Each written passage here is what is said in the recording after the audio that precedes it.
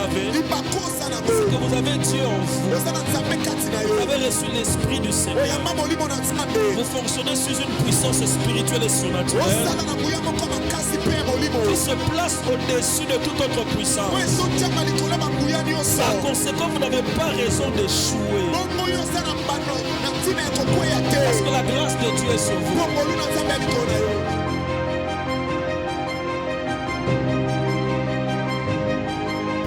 Et tout naturellement, permettez que je reçoive et je salue l'ange de la maison, le papa de la maison, le pasteur de la maison, le berger de la maison, mon frère, mon ami, le pasteur Anthony Vano. En tout cas, tout ce qu'il a dit là, c'est vrai.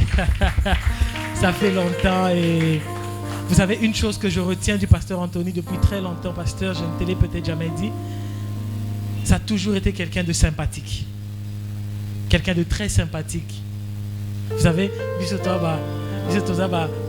Jackie Chan. Jackie Chan. Talam Mukubwa, mais yo ranzoto Mickey. Le pasteur Anthony, il est ce Goldberg. Yo Kakasta. Depuis qu'on est jeune, il est toujours plus costaud que moi. Amen. Mais ça a toujours été quelqu'un de sympathique, de respectueux. Et vraiment, c'est quelqu'un à honorer. Je ne le dis pas parce que c'est mon frère, et encore moins parce que je suis sur sa chair, mais je le dis parce que je le pense, et je crois que l'Église le témoigne avec moi.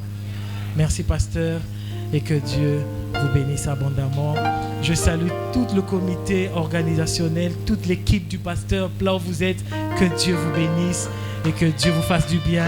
Je bénis toute la communauté, Cité d'Impact et de foi, et que Dieu vous bénisse. Mais permettez que je salue au travers le couple pasteur Anthony et maman Doxa Vano, que je salue, papa Dieudonné Kaleta. Mais est-ce que vous pouvez m'aider? On va rejoindre nos mains, on va acclamer en l'honneur de cet homme. Alléluia. En tout cas, papa, que Dieu vous bénisse là où vous êtes. Je vous salue et je prends mes salutations, je remets au couple. Apportez ça à papa. Amen. Bien-aimés dans le Seigneur, je vous assure, il y a un principe dans la vie. On n'adore pas le Père, les pères, mais on honore les pères. Amen. Il faut les laisser à leur place de père. Amen. Il faut les honorer. Quand tu honores un père, il y a la bénédiction qui sort du Père. Amen. Et papa Dieudonné, pour moi, c'est un père, parce qu'il est de la même génération que mon père dans la foi. Et d'ailleurs même, un petit secret que peut-être beaucoup ne connaissent pas, nous avons eu beaucoup chez papa Dieudonné. On a beaucoup eu chez papa Dieudonné. Beaucoup ne le savent pas, mais on a beaucoup eu. Je parle de mon père, de ma mère. Ils ont beaucoup eu chez papa Dieudonné, chez le couple. Amen. Alors je salue papa. Et permettez que je salue quand même ma tendre épouse. Moi aussi j'ai une tendre épouse quand même. J'ai mon oncle à qui moi c'est à Pembe. Moi c'est à Pembe. Quand je suis sur la chair, j'aime l'appeler mon univers. Sur mon téléphone, c'est ce que j'ai écrit, mon univers. Chérie, lève-toi, on va te saluer. Ah, chérie, c'est mon épouse, madame, ma femme. 8 ans que ça dure maintenant.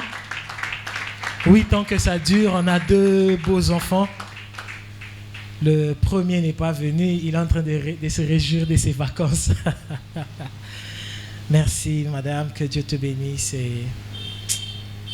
C'est pas un péché. Je t'aime fort, chérie. Tu sais, non? Alors, je salue le prophète Eloé Grady.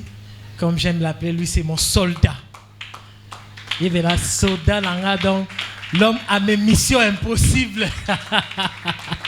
Dans la vie, il faut avoir des gens comme ça qui croient en votre appel, en votre ministère et qui sont très forts à vos côtés. Par moments, quand vous êtes faible, c'est eux votre force. Amen. Je salue Lucien. Que Dieu te bénisse, Lucien. C'est quelqu'un aussi qui est très attaché à moi. Et vous savez, il y a des choses, bon, on peut se mettre, on peut rester debout, ça dépend de vous. La Bible dit La foi vient de ce que l'on entend et ce que l'on entend vient de là. Alors ce matin, excusez-moi, habitué à prêcher le soir. Ce matin, j'aimerais que tu entendes très bien ce que je vais parler, ce que je vais dire. Amen. Alléluia. Parce que c'est de ces choses que tu entendras, de ce que je vais dire, que viendra ta foi. Alléluia. C'est des choses que je dirai que viendra ta foi. Amen. Alors j'aimerais que tu prêtes attention à ce que nous allons dire, que tu captes la pensée de Dieu pour toi et que tu appliques ce que Dieu veut que tu appliques. Alléluia. Amen. C'est comme ça qu'il y a un texte que je lis souvent dans les Écritures qui, un côté me fait plaisir, un autre côté m'énervait un tout petit peu. Hein? Genèse 1, versets 1 à 2. Je crois qu'on connaît ce texte, n'est-ce pas? Au commencement, Dieu créa. On peut prêcher ensemble. Au commencement, Dieu créa le ciel et la terre. La terre était informe et vide. Mais cette partie est en train quand même un peu de m'énerver. Dieu crée le ciel et la terre en même temps. Est-ce que vous êtes d'accord avec moi? Mais quand on avance un peu, on constate que le ciel est resté top, est resté parfait. Est-ce que vous avez remarqué que Dieu n'a plus touché le ciel? Amen. Mais la terre, quand on a avancé un peu, la terre était informe et vide. La terre n'était pas agréable ou beau à voir ou à vivre. Alléluia. Ça me fait un peu penser à deux personnes dans la vie. Des gens qui sont nés en même temps. Des gens qui sont nés ensemble, des gens qui ont grandi ensemble. Mais je ne sais pas si ça t'est déjà arrivé. Mais après un moment, tu regardes un d'entre eux, tu vois l'un qui à la maison s'assoit et te dit, ah, mais ce type-là, à la télé, là, le directeur général, là, c'est mon ami. On a étudié ensemble. C'est le ministre là, c'est mon frère. On a étudié ensemble. Ah, mais tu te poses un peu la question, bon, qu'est-ce qui fait que lui, il est ce qu'il est et toi, tu es un peu ce que tu es. Bon, le Dieu a créé le ciel et il a créé la terre. Mais après un moment, la terre était informe et vide. Mais écoute, si tu es informe et vide, laisse-moi te dire que tu es bien et bien le chantier de Dieu. Si tu es informe et vide, laisse-moi te dire que tu es bel et bien le chantier sur lequel Dieu va se poser pour travailler. Pour donner la forme qu'il faut afin qu'au final Dieu dit les choses sont très bonnes. Je suis en train de dire à quelqu'un, si tu es informe et vide, tu es là, le domaine des compétences de Dieu, là où Dieu veut prouver ses compétences. Je veux dire à quelqu'un ce matin, si tu as l'impression d'être informe et vide, c'est que tu as la forme qui doit révéler les compétences de Dieu. Tu as la forme qui doit révéler les compétences de Dieu. Laisse-moi lire avec toi Genèse. Est-ce que quelqu'un peut m'aider avec Genèse 21? On va prendre Genèse 21.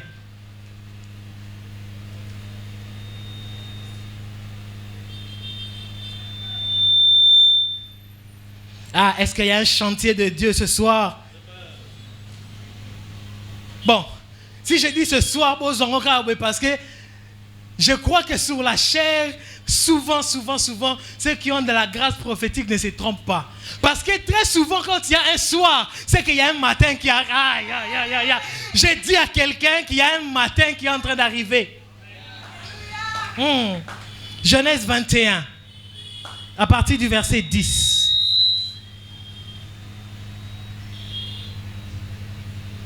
On va prendre à partir du verset 12, c'est plus simple. 12 à 20. Bon, je vais lire. Genèse 21, 12 à 20. Mais Dieu dit à Abraham que cela ne déplaise pas à tes yeux à cause de l'enfant et de ta servante. Accorde à Sarah tout ce qu'elle te demandera, car c'est d'Isaac que sortira une postérité qui te sera propre. Je ferai aussi une nation. Lis bien avec moi. Je ferai aussi une nation du fils de ta servante, car il est ta postérité. Abraham se leva de bon matin, il prit du pain et une outre d'eau qu'il donna à Agar et plaça sur son épaule. Il lui remit aussi l'enfant et la renvoya. Elle s'en alla et s'égara dans le désert de Beersheba. Quand l'eau de l'outre fut épuisée, elle laissa l'enfant sous des arbrisseaux. Souligne avec moi, arbrisseaux. Arbrisseaux. Et alla s'asseoir vis-à-vis à une portée d'arc, car elle disait que je ne vois pas mourir mon enfant. Elle s'assit donc vis-à-vis de lui, éleva la voix et pleura. Dieu entendit la voix de l'enfant et l'ange de Dieu appela du ciel Agar et lui dit, qu'as-tu Agar? Ne crains point, car Dieu a entendu la voix de l'enfant dans le lieu où il est. Lève-toi, prends l'enfant, saisis-le de ta main, car je ferai de lui une grande nation. Et Dieu lui ouvrit les yeux et elle vit un puits d'eau. Elle alla remplir d'eau l'outre et donna à boire à l'enfant. Dieu fut avec l'enfant qui grandit, habita dans le désert et devint tireur d'arc. Parole du Seigneur. Alléluia. Pour nous mettre dans le contexte de ce texte, cette partie de l'histoire nous parle d'un jeune homme qu'on appelle Ismaël. Dis avec moi Ismaël. Ismaël, c'est le fils de Abraham avec Agar. Lorsque Saraï n'était pas en train de concevoir, Saraï propose à Abraham d'aller avec sa servante qui ensemble ont eu Ismaël. Mais dans le chapitre 16, que nous n'avons pas lu faute de temps, la Bible nous dit qu'à un moment, Saraï a commencé à causer des problèmes à Agar à cause de son enfant. Non, à cause de la grossesse qu'elle avait, parce que dans Genèse 16, elle était encore enceinte. Amen. Mais bref, Agar qui fuit, mais lorsqu'elle fuit dans le désert, elle était près d'un puits. C'est là que l'ange de l'Éternel lui apparut et lui dit, écoute, rentre dans la maison de ta servante, car l'enfant que tu portes est une grande nation. Et là, Dieu a commencé à donner des paroles prophétiques pour cet enfant-là. Amen. Nous allons maintenant dans le chapitre 21. Le même enfant pour lequel Dieu a donné des paroles prophétiques dans le chapitre 16, disant que c'est une grande nation. Il sera en opposé avec ses frères. L'Éternel sera avec lui. Il sera un homme fort. Il sera un homme puissant. Dans le Genèse 21, la Bible dit qu'à un moment, quand Isaac devait être sévré, Sarah demande à Abraham de chasser cet enfant de la maison. Je trouve ça quand même bizarre. Permettez que j'ouvre une parenthèse et que je vais nous dire ce que le Seigneur m'a dit. J'avais dit que je n'allais pas le dire parce que ça ne cadrait pas à mon message, mais quand je suis arrivé, Dieu m'a dit de le dire. J'ouvre une parenthèse. Bien-aimés, il n'existe pas d'enfants adultères. Il n'existe que des parents infidèles et des parents qui ont désobéi à la voix de Dieu. Alléluia. Mais l'enfant reste un don et une bénédiction de Dieu. Je le dis pour encourager quelqu'un en ce lieu. Peu importe la voie par laquelle tu es venu dans le monde, peu importe ce que l'on a dit sur toi, parce que tu es venu par des voies entre guillemets illégaux. Amen. Tu es un don, tu es une grâce et tu es une bénédiction de Dieu. Sur toi se trouve la main de Dieu. L'enfant adultère n'existe pas, mais c'est le parent infidèle. Alléluia. Pourquoi je le dis? Homme de Dieu, le Seigneur m'a dit de vous dire que cette église est une église de famille. Est une église de famille. Je vois un grand nombre de familles se réunir dans cette communauté. Des gens qui viennent en famille parce qu'ils auront trouvé votre Dieu. Le Dieu qui s'occupe des familles. Le Dieu qui est auteur de toute famille. Je vois des familles et des familles nombreuses venir dans l'église. Mais non seulement des familles, mais je vois des familles fortes, puissantes ressortir, jaillir de cette église, de cette communauté. Alléluia. Alors dans Genèse 21, la Bible est en train de nous faire comprendre qu'Abraham décide finalement de chasser Agar avec son enfant. Amen. De chasser Agar avec son enfant. Mais quand je lis ce texte, j'ai l'impression que Dieu, le Père, et Abraham, le Père, sont des gens méchants quand même. Dieu est en train de dire, chasse-le. Abraham dit, ok, vous savez, un père normal, chasser son enfant de la maison, qui est encore un tout petit enfant, c'est compliqué des fois. Alléluia. C'est compliqué. Alléluia. Mais Dieu dit, chasse. Abraham aussi prend une outre d'eau, une miche de pain, une miche de pain. À ta boulangerie, miche, il y a lipa. Il donne à la femme. Il prend l'enfant, il met sur le dos. Ndela, désert. Ah, j'aime le Seigneur. Ndela, désert. Ils partent au désert, mais le truc dans l'histoire, c'est qu'Abraham ne cherche même pas où est parti son enfant. Abraham me fait un peu penser au fils prodigue. La Bible dit que le fils prodigue prend les biens de son père et il part. Amen. Vous savez, pour tout parent, lorsqu'un enfant fait une fugue, ça devient une raison pour le parent de chercher son enfant. Mais bizarrement, le père du fils prodigue, la Bible dit, il n'est jamais allé le chercher. Mais il est resté à la porte, en train d'attendre que l'enfant revienne. Qu'est-ce qui rassurait le père que l'enfant allait revenir? Il reste à la porte, en train d'attendre que le fils revienne. Oh, j'aime les Écritures. La Bible dit ceci, Matthieu 14, 12. Non, pardon, Luc 15, 12. Le deuxième fils vient et dit ceci à son père. Papa, donne-moi la part des biens qui me revient. Papa dit, la Bible dit, et le père lui donne son bien. Le père leur partagea son bien. C'est quand même curieux. Le fils dit, donne-moi la part des biens qui me revient. Ça veut dire qu'il y a plusieurs parts. Mais la Bible dit, le père leur partagea son bien. Pas ses biens, son bien. Il demande la part, mais le père partage une chose qu'il a. Oh, my God. J'étudie ce texte. Le mot bien exploité par le fils, en grec, c'est tiré d'un mot qui est ousia. Ousia veut dire bien matériel. Bien matériel, argent, voiture, tous les biens matériels que tu peux vous demander. Amen. Mais le père partage son bien. Le mot bien ici du père, ce n'est pas ousia, c'est bios, qui veut dire la vie. La vie. Le fils demande l'argent, mais le père lui donne sa vie. Oh. Le père lui donne sa vie.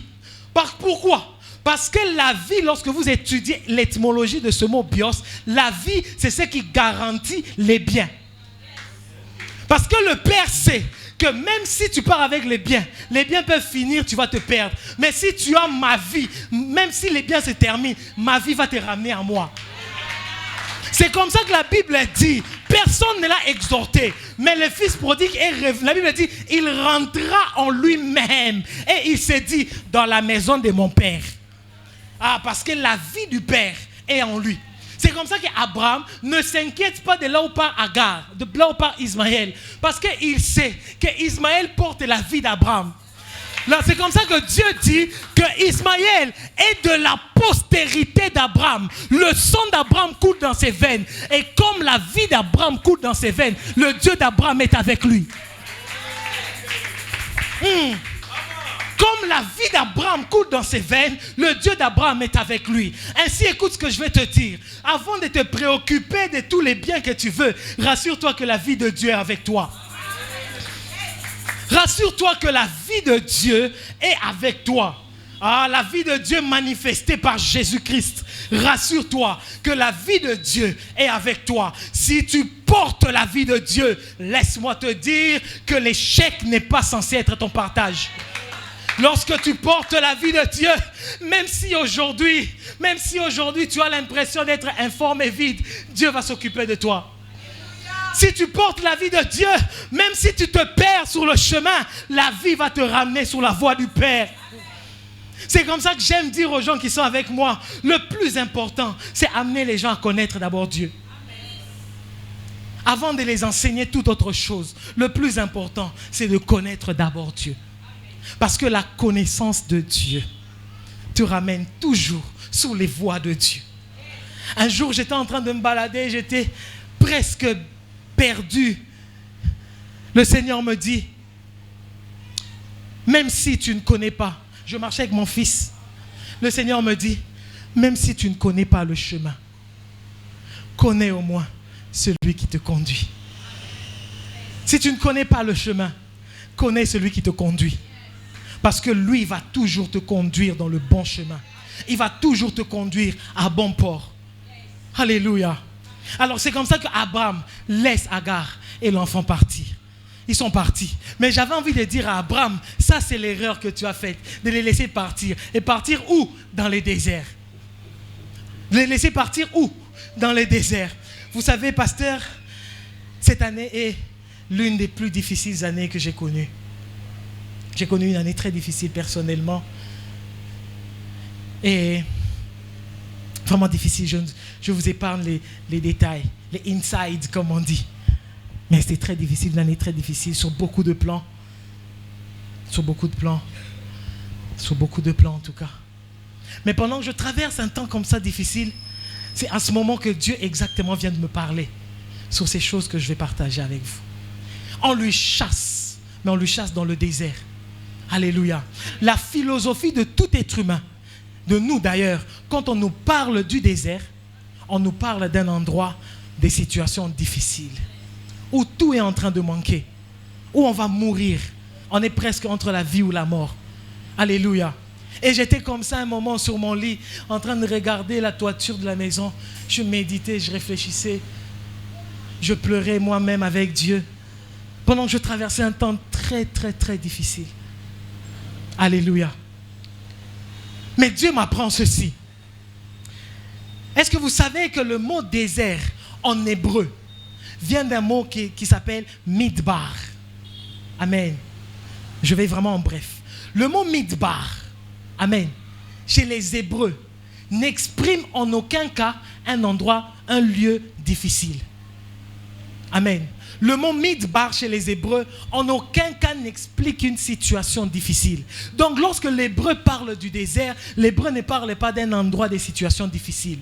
Mais lorsque l'Hébreu parle du désert, le Juif, quand il parle du désert, il parle d'un endroit où il va rencontrer Dieu.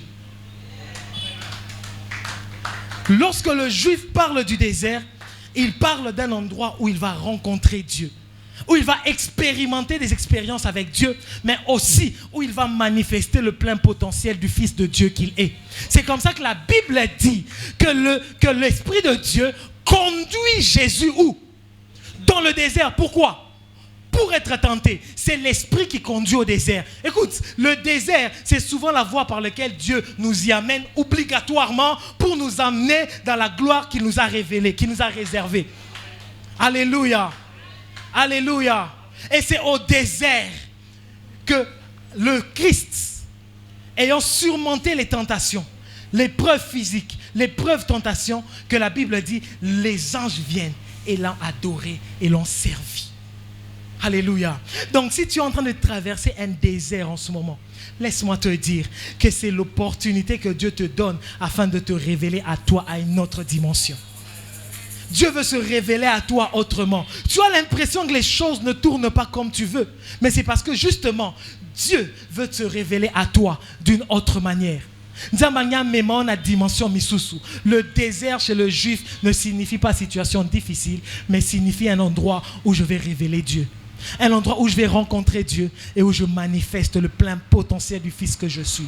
Alors regardez maintenant ce qui se passe. Et j'aime ça. La Bible dit que Agar et Ismaël sont sortis. Et ils sont partis au désert de Beersheba. Tant que désert, la Bible nous laisse savoir ceci. Qu'à un moment, l'eau de l'outre était finie. Dis avec moi, l'eau de l'outre est finie. Il arrive comme ça des circonstances. Oh, déjà dans ma condition compliquée. Mais tu as l'impression que Dieu complique encore ta situation. Moi, mayo zalagi nango. Et si li sous. Moi, maman mike zalagi nango. Ba ibi yango. Et si li goûte ba ibi.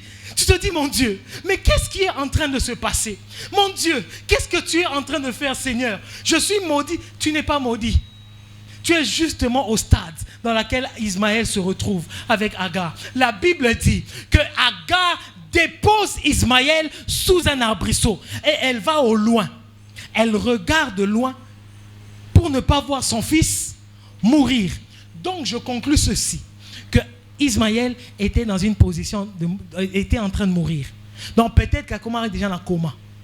Alléluia. Mais gloire soit rendue à Dieu. L'erreur de Agar, c'est que Agar dépose Ismaël sous un arbrisseau. Dis avec moi un arbrisseau. Dis avec moi un arbrisseau. Écoute, c'est l'erreur que tout le monde peut faire lorsque tu es avec Dieu. Le problème, c'est qu'Agar, elle pense déposer son enfant sous un endroit où il va mourir. Mais elle dépose son enfant sous un arbrisseau. L'arbrisseau dans le désert est le seul arbre qui produit la vie. Dans le désert, l'arbrisseau, c'est le seul arbre qui produit la vie. Et Agar laisse Ismaël sous un arbrisseau. Mais l'arbrisseau me fait penser à un bois quelque part. Là où tout le monde est en train de mourir, mais c'est le seul bois qui donne la vie. Là où tout le monde est en train de mourir, à côté, il y a un brigand. De l'autre côté, il y a un brigand. Au milieu, il y a un homme qui lui aussi est en train de mourir sur un bois. Mais curieusement, c'est ce seul bois dans le lieu du crâne, sur la montagne, à l'extérieur de la ville, c'est le seul bois qui est capable de produire la vie. Écoute, peu importe là où les gens t'ont laissé, mais si c'est au pied de Christ qu'on t'a laissé, laisse-moi te dire que tu ne vas pas mourir.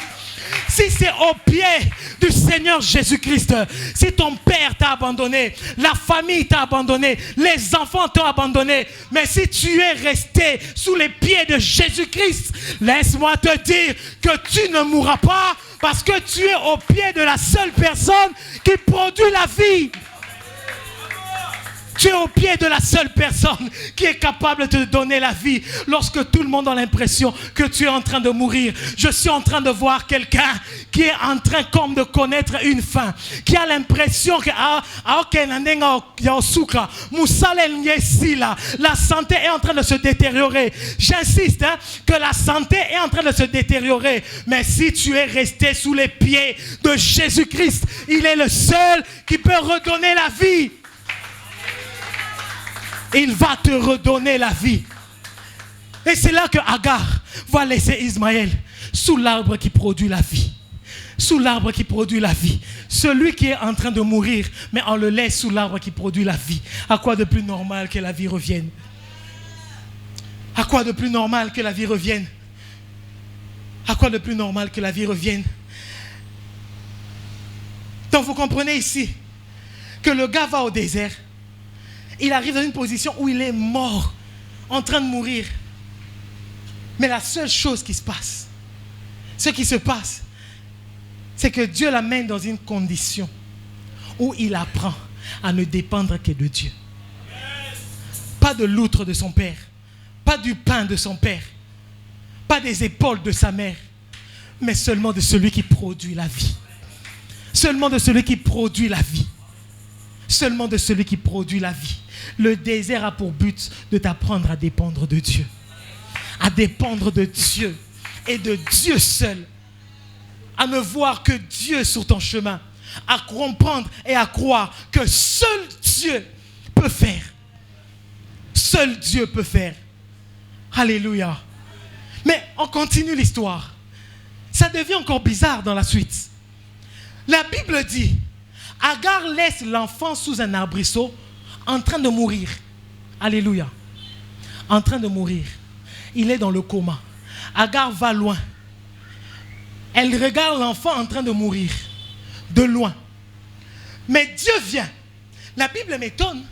Parce que la Bible dit que Dieu entend les cris de l'enfant. L'enfant en train de mourir. Comment tu entends ces cris? Et Dieu va chez Agar. Il dit, hey, ma chérie, qu'est-ce qui se passe? Oh non, mon fils est en train de mourir là-bas. Dieu dit, bah écoute, j'ai entendu les pleurs de l'enfant. J'ai intervenu. Alléluia. Regarde un puits. Écoute, Dieu n'entend pas les pleurs de Agar, mais il entend les cris de l'enfant. Dieu n'entend pas les pleurs de Agar. Dieu n'a même pas besoin de tes pleurs. Dieu a besoin de ton alliance avec lui. Agar n'est pas en alliance avec l'Éternel. Dans 16, Dieu intervient pour Agar parce que Agar porte dans son sein l'enfant qui est en alliance. Mais dans 21, Agar se sait, je veux dire à quelqu'un, ne te sépare pas de celui qui est en alliance avec le Seigneur. Agar se sépare de son fils qui est en alliance. Mais Dieu n'entend pas Agar qui est en train de mourir, qui est en train de pleurer en bonne santé. Mais Dieu entend celui dont la vie du père coule dans ses veines. Dieu entend celui dont la vie du père coule dans ses veines. Écoute,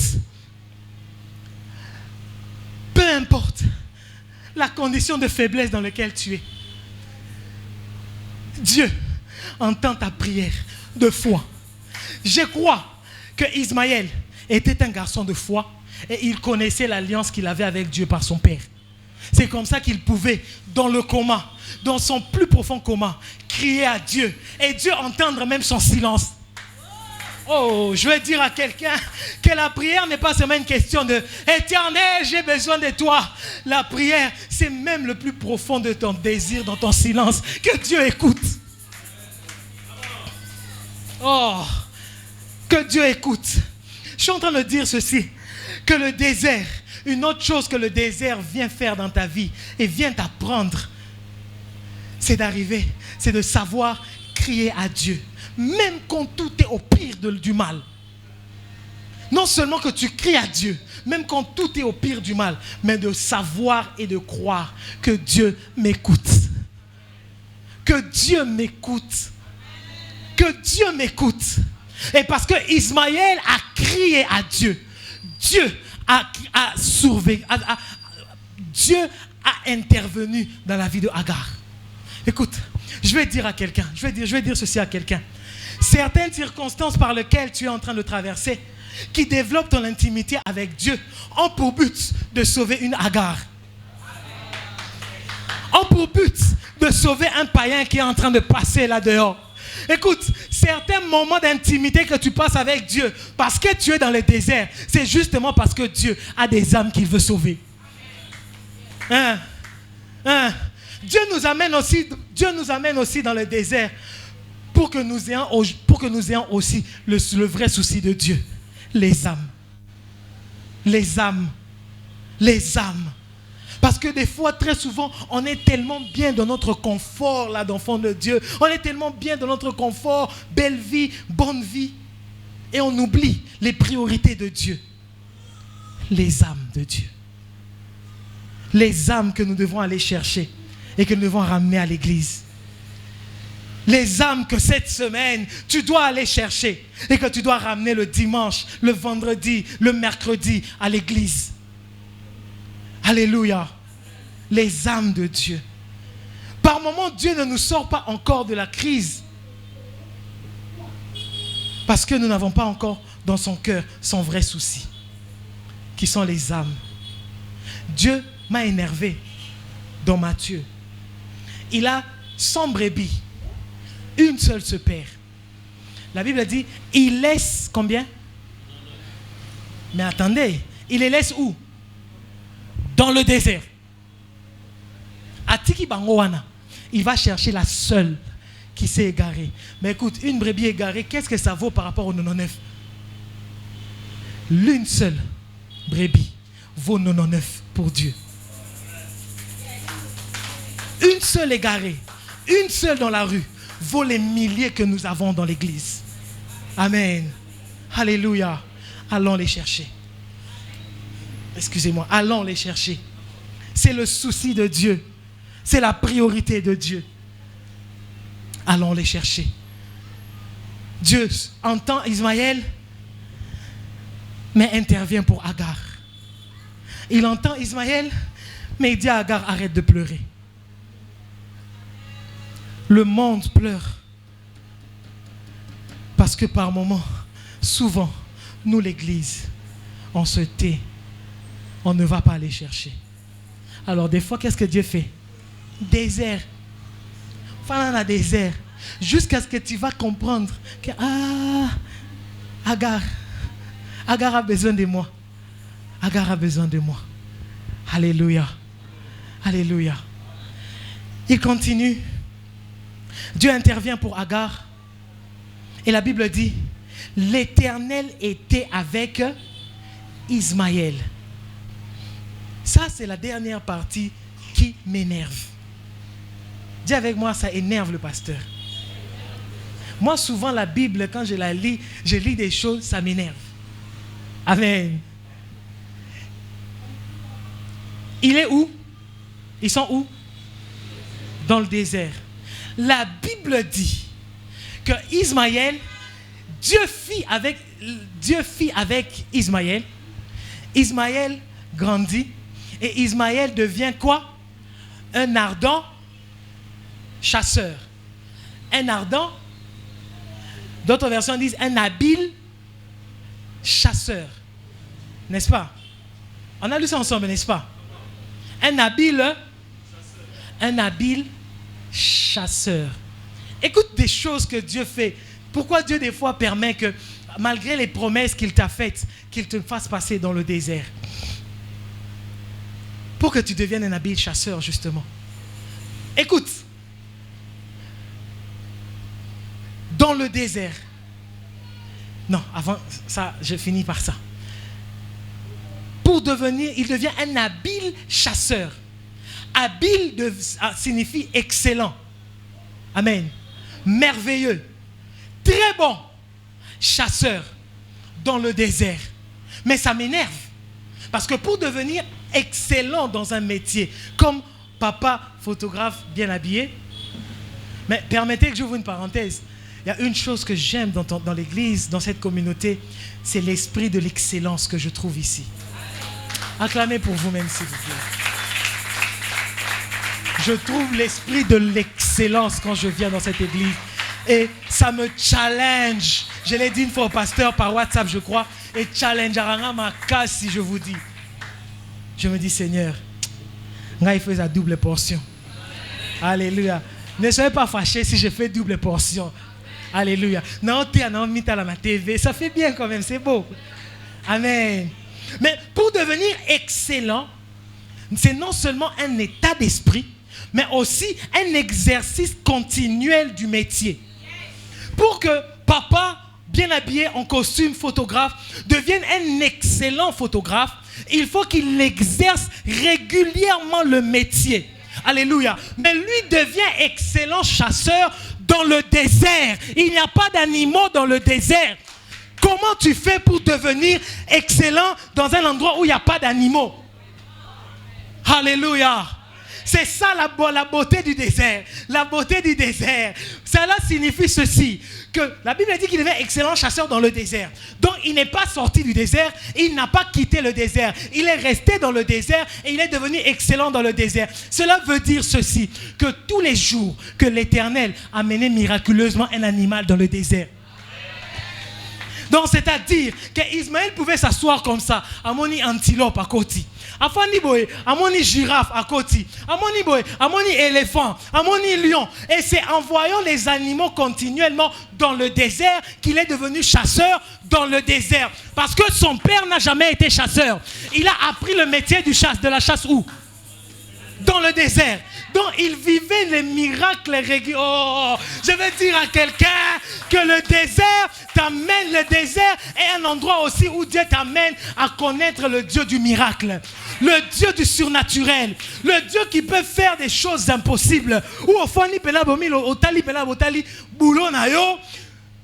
na train de vie mensuel, tu te dis que ça ne matche pas, ça colle pas.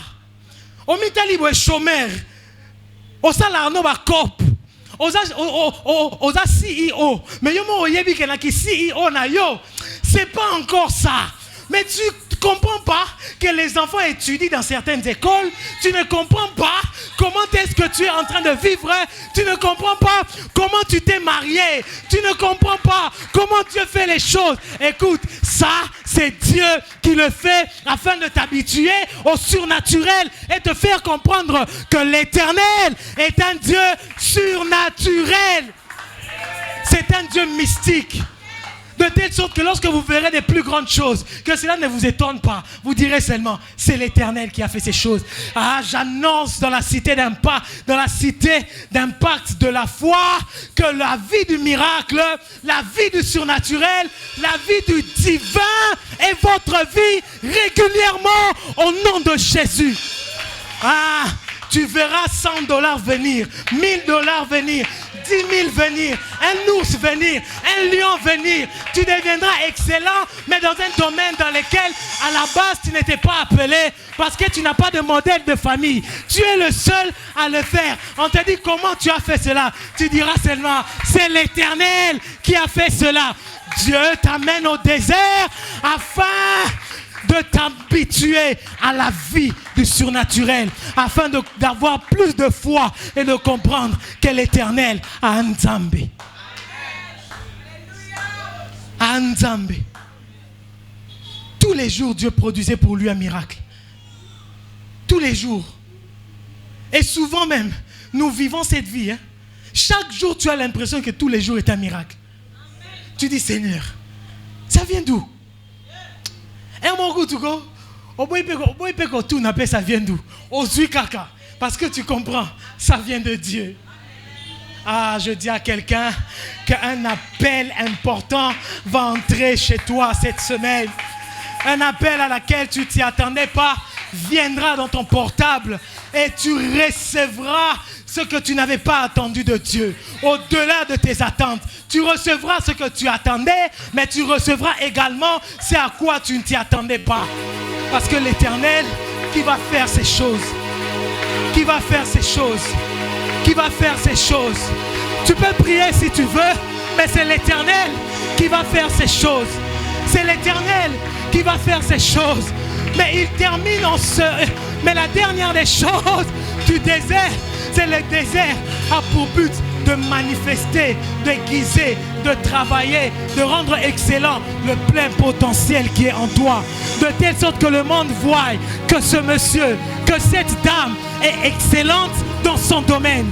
Est excellente dans son domaine. Parce que quand tu es dans le désert, tu commences à réfléchir comment faire pour t'en sortir. C'est exactement là où tu développes les potentiels qu'il faut. Mais c'est le plan de Dieu.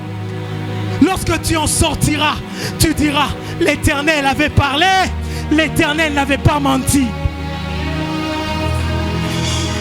L'Éternel avait parlé, l'Éternel n'avait pas menti. Tout ce par quoi j'ai passé, c'était pour préparer à ce que la parole qu'il avait dite s'accomplisse aujourd'hui. L'Éternel Jésus dit à Pierre, Pierre dit à Jésus, si c'est toi, ordonne que je vienne vers toi. Le but de Pierre, c'était d'arriver là où Jésus était. Jésus lui dit, viens. Jésus lui dit, viens. Pierre sait que la parole que Jésus dit a la capacité de m'amener vers Jésus, même s'il y a des eaux, même s'il y a les eaux, même si c'est dans des circonstances difficiles et impossibles. Mais laisse-moi te dire, la parole qui était sortie va te conduire jusqu'à ce que tu arrives là où Jésus-Christ t'attend, là où la parole doit s'accomplir. Elle est là et elle t'attend. C'est à toi maintenant de marcher au rythme que Dieu est en train de te donner. C'est à toi d'avancer au rythme que Dieu est en train de te donner. Mais ne commets pas l'erreur de Pierre. Lorsque tu seras en train de marcher, ne regarde pas aux eaux contraires, mais reste focalisé sur Jésus. Reste focalisé sur Jésus. Parce que souvent ce qui se passe, lorsque nous marchons vers la promesse et que nous traversons le désert, nos yeux commencent à regarder les situations difficiles que nous sommes en train de traverser. Et lorsque tu regardes à ces situations, tu commences à sombrer. Tu commences à sombrer. Ne fais pas comme Pierre, mais regarde. Reste focalisé sur Jésus.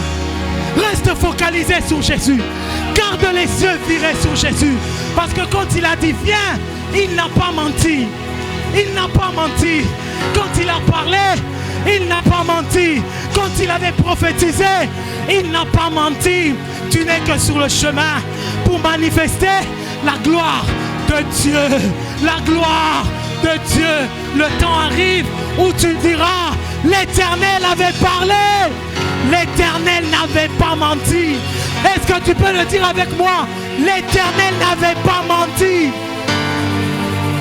L'Éternel n'avait pas menti. Tu peux prier si tu veux. Tu peux prier si tu veux. Tu peux prier si tu veux. Prie, est-ce que tu peux monter? Est-ce que tu peux monter dans la prière? dis-lui, Seigneur, ressors en moi le géant auquel tu m'appelles. Manifeste le grand auquel tu m'appelles. Prie, prie, prie, prie, prie. Dis à Dieu, Seigneur, donne-moi encore ta force. Donne-moi encore ta foi.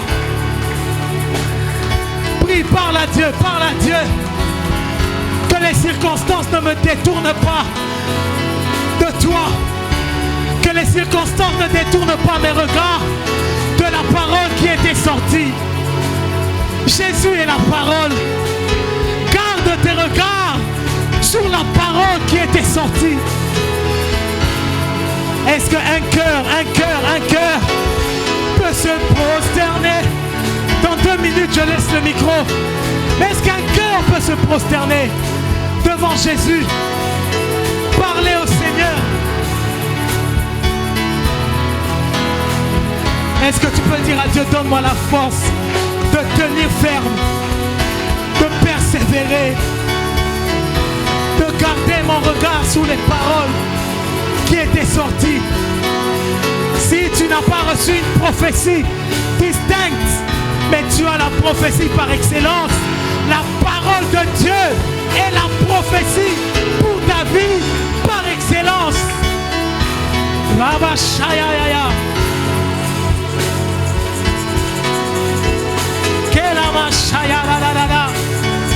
Dis à Dieu, aide-moi à rester, à garder mes yeux focus sur toi. Que les conjonctures actuelles, le dollar qui monte, les denrées qui montent, les frais scolaires qui montent, que toutes ces choses, que le loyer, que toutes ces choses, l'église, que toutes ces choses ne détournent pas mes yeux de la parole qui était sortie. Mais que j'arrive à rester focus, que j'arrive à rester concentré.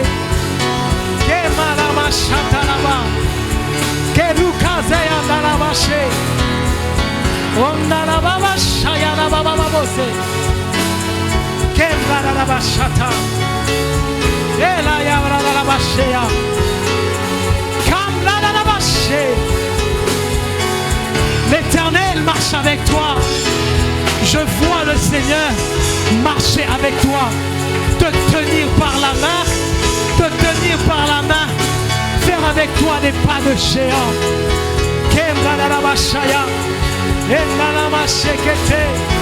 Je vois l'Éternel marcher avec toi. Je vois l'Éternel marcher avec toi. Je vois l'Éternel marcher avec toi. L'Éternel marcher avec toi.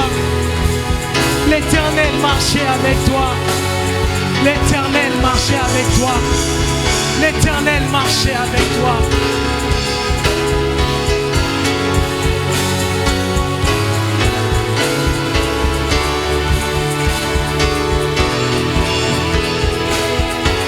Rabashaya.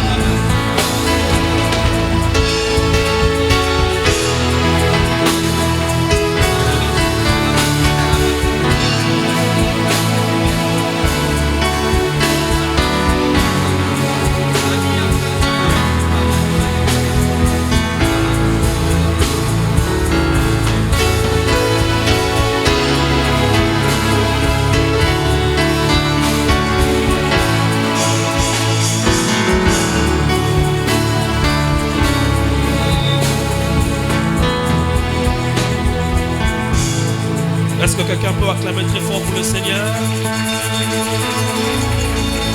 J'aimerais qu'on se lève et qu'on acclame pour le Seigneur. Je vous prie pour honorer sa présence. Le Seigneur a adressé sa parole à quelqu'un. Si tu as entendu la voix du Seigneur, puisses-tu acclamer très fort pour le roi des rois. Est-ce qu'il y a des cris de joie qui peuvent s'élever devant le Seigneur?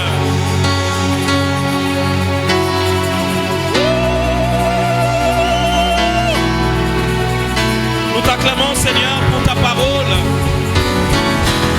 Tu nous as parlé ce matin.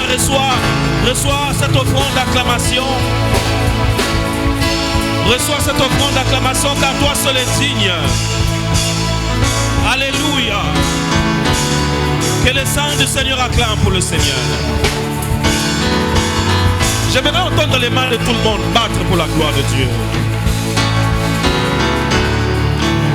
Avec tes acclamations, je peux sentir combien Dieu t'a parlé, combien Dieu t'a visité.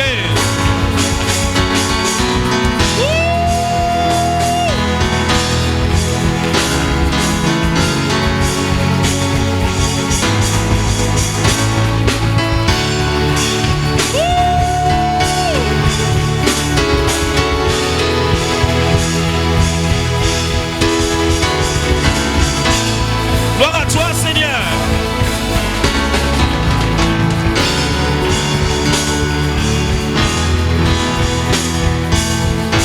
Dis encore. Oh Jésus. Oh Jésus. Est-ce que tu peux le chanter? J'attends de David.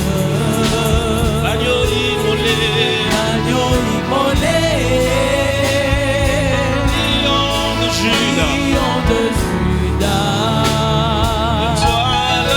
Étoile du matin. Reçois la puissance. Reçois la puissance. La louange. La louange. La sagesse. La sagesse. Oh, la force. La force. L'honneur et la gloire. Oh Seigneur.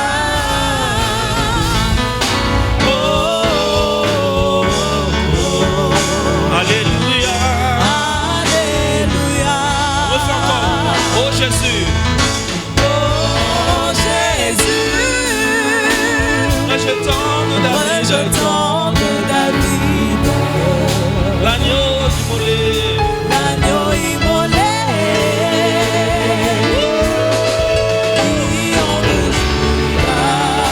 Étoile du matin. Étoile du matin.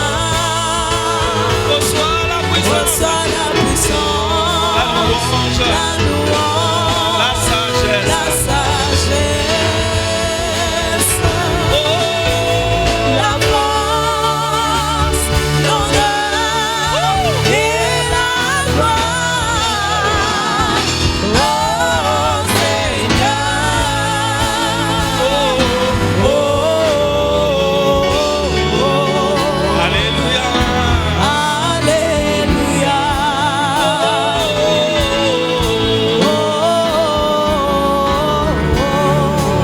Alléluia. Merci Seigneur. Merci Seigneur. Merci Seigneur. Merci Seigneur.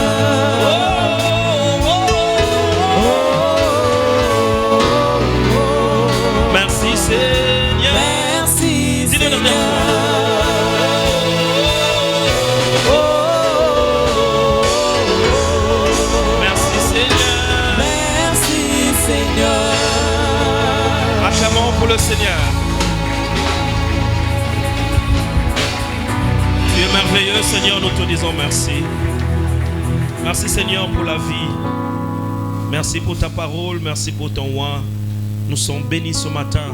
Au nom de Jésus, Amen. Alléluia.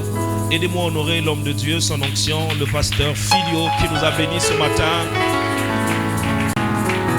Merci. Que Dieu bénisse. Amen. L'opportunité que vous avez, c'est que vous avez Dieu en vous. Vous avez reçu l'Esprit du Seigneur. Vous fonctionnez sous une puissance spirituelle et surnaturelle qui se place au-dessus de toute autre puissance. Par conséquent, vous n'avez pas raison d'échouer. Parce que la grâce de Dieu est sur vous.